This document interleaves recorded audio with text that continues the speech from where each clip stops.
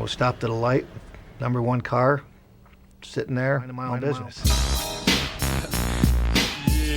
And then I heard rap music. And I looked over to my left and saw a green Montero with a male black in the driver's seat. And then our eyes met. You know, he threatened me, punk, I'll put a cap in your ass. And I said, excuse me? And then the hand motions, you know, he starts doing this. He's, here, what, I'll kick your mother ass, punk, you know. And I'm going, he goes, pull over, he wants to fight. He was a stone cold gangster. In my training experience, this guy had, I'm a gang member written all over him. So at that point, the light turned green, I pulled forward and we went through the intersection. And I'm watching him in the mirror. I look forward and I'm now going to be stopped in traffic. And he's coming. I got on my radio and I announced, hey, I got a problem. I got a black guy in a green Montero. And he may have a gun. I need help. Get up here. And then I unbuckle my seatbelt and I take my gun out, put it in my waist, just right against the door and on my lap. He pulls up alongside of me. He stops. And he comes across and he leans over the passenger seat and extends his arm and points the gun at me and yells, I'll cap you, mother. I bring my right arm over my left shoulder. I fire around at him. I look back at him and the gun is still pointing at me. And I fire the second round. And after I fire the second round, I almost could hear the impact, the thud of the round hitting him. But I definitely saw it in his face. We were only 9 feet away, 9 feet apart, and his eyes got really big, and he got this grimace on his face. And his arm went from this position here right straight to the steering wheel. It didn't do one of these deals. It went right to the steering wheel, and he accelerated. I could tell by the look in his eyes that I hit him hard. In launching season 2 of the dossier, for me, the investigation and audio is an exercise in frustration. As a listener, I'm sure that you can tell that the evidence that exists around the fact that the LAPD was involved in the murder of Biggie is overwhelming. Yet, you can also tell the truth as it stands today is murky, convoluted, and buried. Each year that goes by, each time there is another video uploaded to YouTube around this subject matter, it's a chance for someone to be led astray on the details of the story. I wanted to record a message around a few things because for me, year after year, I continue to question as a journalist if I missed anything. Is there someone else who will talk to me? Is there someone else who can provide more answers, information, and evidence? Very recently, I was called by Frank Lyga, and I had a conversation with him over the period of a week. And he reminded me yet again another part of this story that maybe I had not looked at enough. If you remember correctly, Frank Lyga was the undercover narcotics detective who shot and killed Kevin Gaines, also an LAPD officer. The story of LAPD officer Kevin Gaines is a fascinating one, and for me, I guess I had to go back and re-examine the story in order to maybe put another piece of the puzzle together, not only with Biggie, but now with Pac, as we await the trial of Keefe D. People who listen to the podcast will be familiar with Kevin Gaines' name and history. But if you're not, let me do a little bit of an explainer. Kevin Gaines became famous or infamous for an event that transpired on March 18th of 1997 when Gaines and undercover LAPD officer Frank Lyga pulled to a stoplight. They got into an argument. Lyga, as an LAPD undercover cop, had no idea that Kevin Gaines was also a cop on the same force. He thought at that traffic light that Gaines was a drug dealer or gang member. Lyga shot and killed Gaines after a violent argument where Gaines flashed a gun at Lyga. Let me tell you two things. This could not have been worse timing for LAPD or a department that was embroiled in so many scandals and was still reckoning with the Rodney King incident. A white cop shoots a black cop who's at fault. I'm paraphrasing, but that is a line from the movie City of Lies, which I was a producer on. Get out of my sight. Because you know what I should do is knock your fucking teeth out. Yeah, well, then I have to call the police and tell them about that, don't I, Detective? Oh, and do you trust that they would come here and that they would do their job for you? I did my job, didn't I? I found you. White guy shoots and kills a black guy. Who's at fault? Are you threatening me? No. It's a riddle. White guy shoots and kills a black guy. Who's at fault? I don't know. The answer is ask more questions. What does it have to do with Biggie? That's what I thought. Shoot. With Kevin Gaines dead, the question is complicated. What is a rumor and what is fact? What we know is that Kevin Gaines was dating, sleeping, or hung out with Sharitha Knight. Kevin Gaines was friends with Rafael Perez, David Mack, and possibly Nino Durden. Kevin Gaines possibly worked for Sharitha Knight. And Kevin Gaines did not know Frank Lyga prior to contrary opinion and rumor. The rumors on Gaines are bountiful and intriguing. The parts that interest me are as follows. It is a rumor that it was actually Kevin Gaines that stole the evidence from an LAPD evidence locker during Snoop Dogg's trial. It is a rumor that Kevin Gaines worked for Death Row Records and Reggie Wright in a security position. It is a rumor that on 2 occasions that Kevin Gaines was once brought out to the Las Vegas desert, stripped naked by Suge Knight and some goons, and told not to fuck around with Sharitha anymore. It is a rumor that Suge Knight on another occasion kidnapped Kevin Gaines in a van and again intimidated him, treated him like a bitch, and the expectation was that Kevin Gaines would never do anything in return. It's a rumor that Kevin Gaines was possibly involved in the murder of Biggie.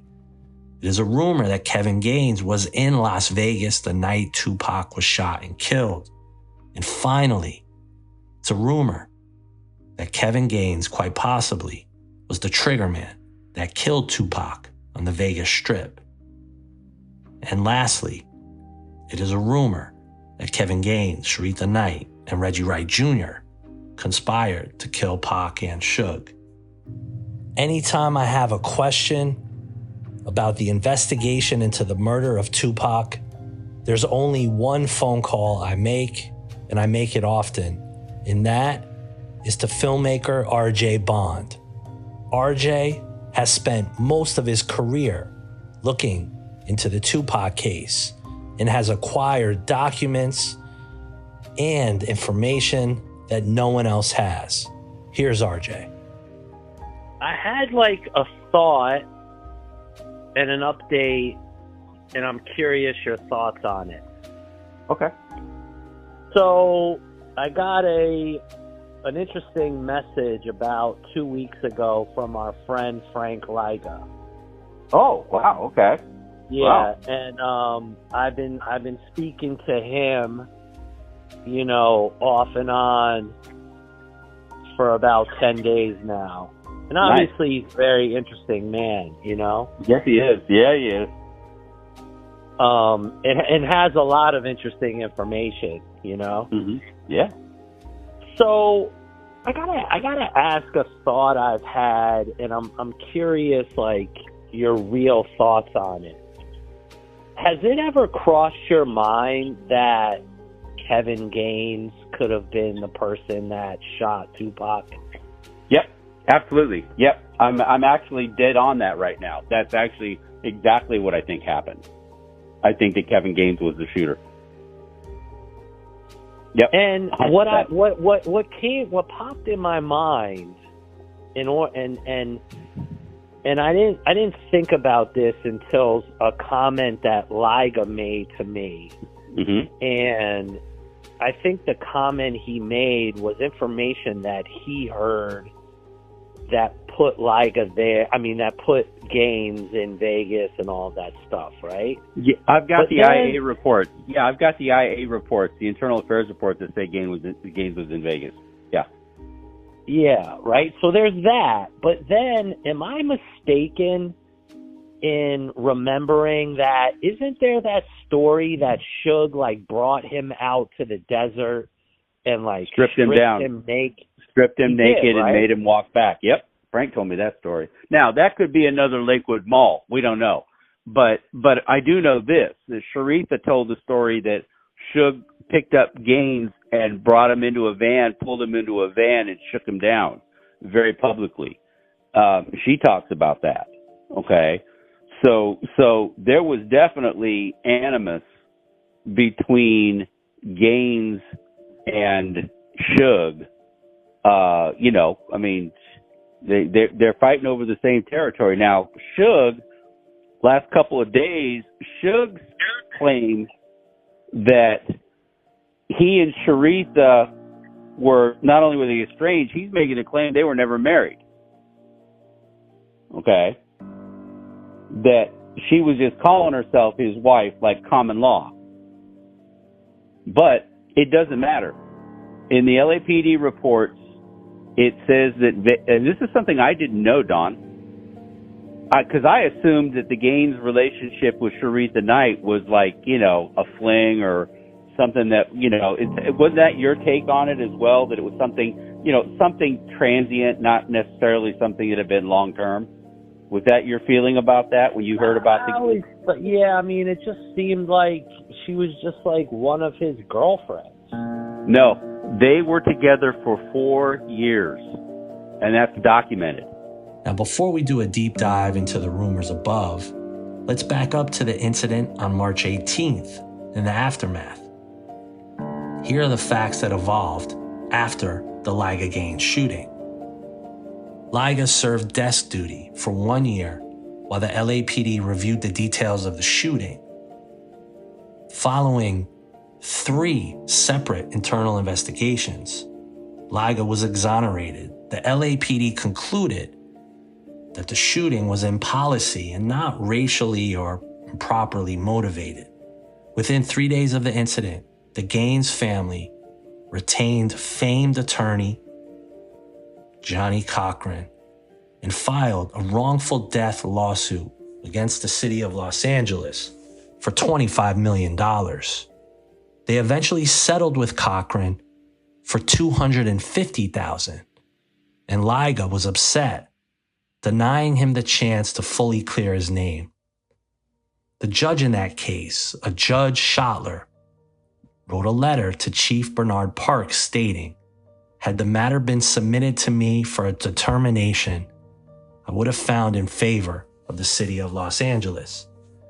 In the settlement, the LAPD wrote a series of checks, mysteriously under $10,000, because that was the amount that LAPD Chief Bernard Parks had the ability to authorize without the consent of the city government.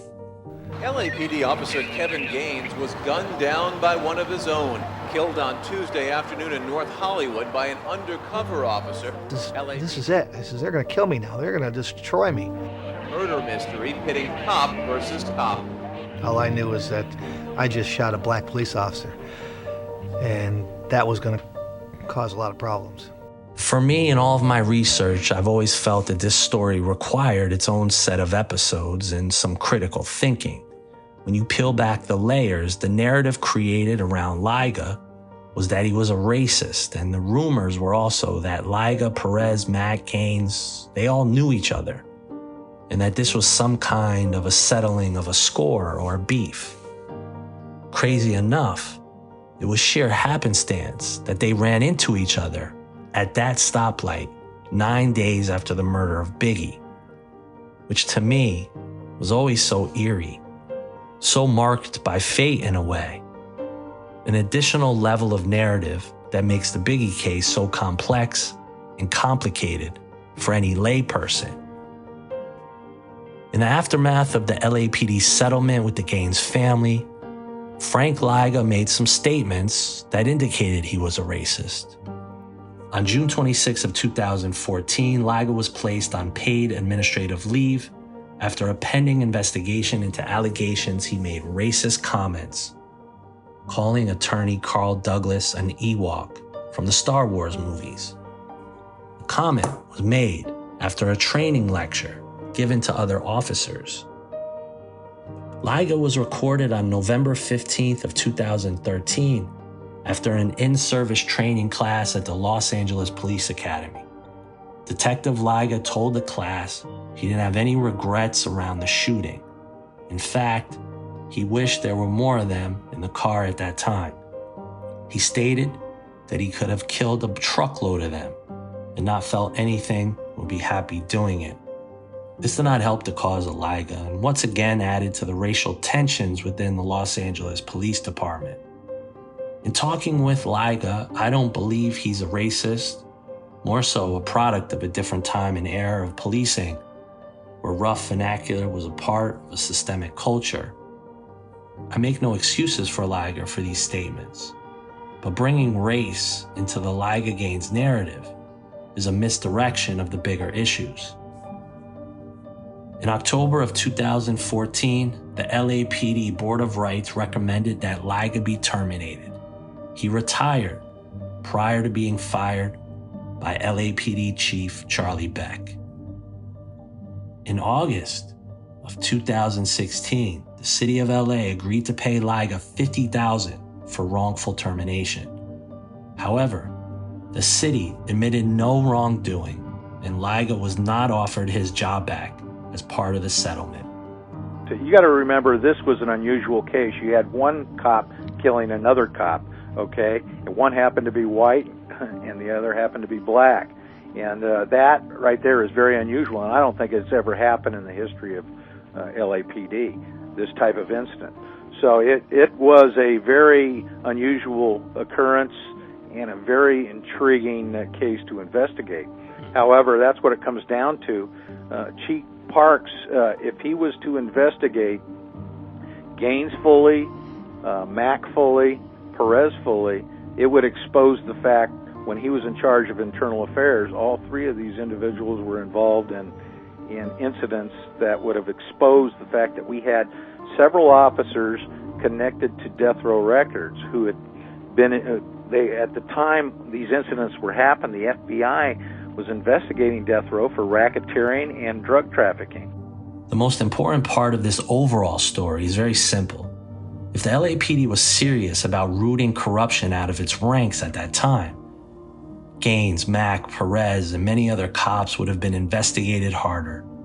In retrospect, the institution of policing throughout the 70s, 80s, and 90s was simply a time where a culture of graft, polarizing policies, and crime fighting was done in, let's call it, an environment of no oversight.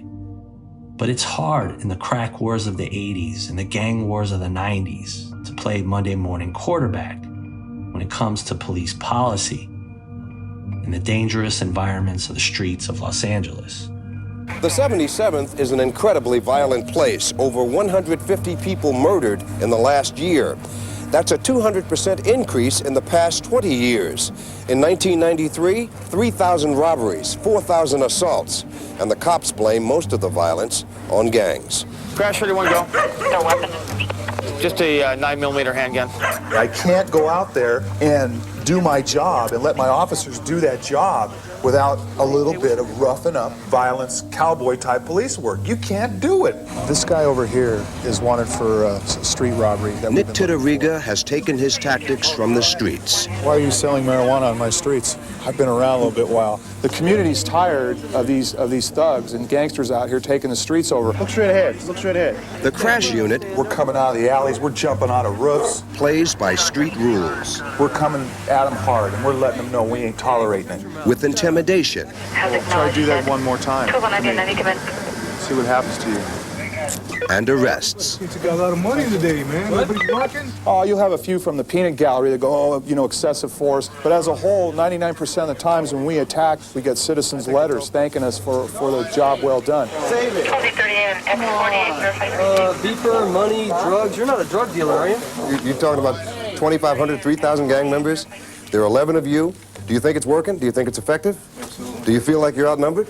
No. While the Lyga Gaines saga requires way more than one episode of a podcast, in the future, I'll interview Frank Lyga to really unpack the complete picture of what has gone on. The main reason that Kevin Gaines has made me write this episode is for another reason entirely. And that is recently with the news covering the arrest and indictment of Keefe D. Davis, something doesn't sit right with me about the narrative that the Vegas PD is putting forth and how it just doesn't make sense.